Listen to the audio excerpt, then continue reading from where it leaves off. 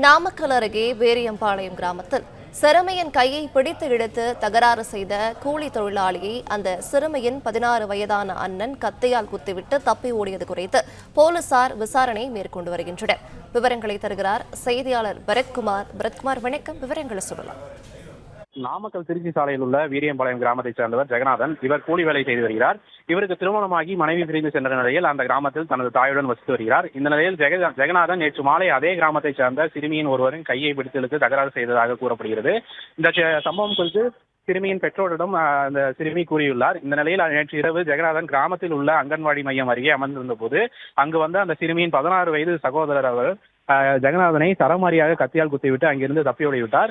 இரத்த வெள்ளத்தில் உயிருக்கு போராடி கொண்டிருந்த ஜெகநாதனை அங்கிருந்தவர்கள் மீட்டு நாமக்கல் அரசு மருத்துவக் கல்லூரி மருத்துவமனையில் சிகிச்சைக்காக அனுமதித்தனர். அங்கு அவருக்கு தொடர்ந்து சிகிச்சையானது அளிக்கப்பட்டு வருகிறது. இந்த சம்பவம் குறித்து நாமக்கல் போலீசார் வழக்கு பதிவு செய்து தலைமறைவாக உள்ள அந்த 16 வயது சிறுவனை தேடி வருகின்றனர். விவரங்களை வழங்கியமைக்கு நன்றி பரத்குமார். பிளே ஸ்டோர் மற்றும் ஆப் ஸ்டோரில் இருந்து பாலிமர் செயலியை QR கோடு மூலம் பதிவிறக்கம் செய்யுங்கள். செய்திகளை உடனுக்குடன் பெறுங்கள்.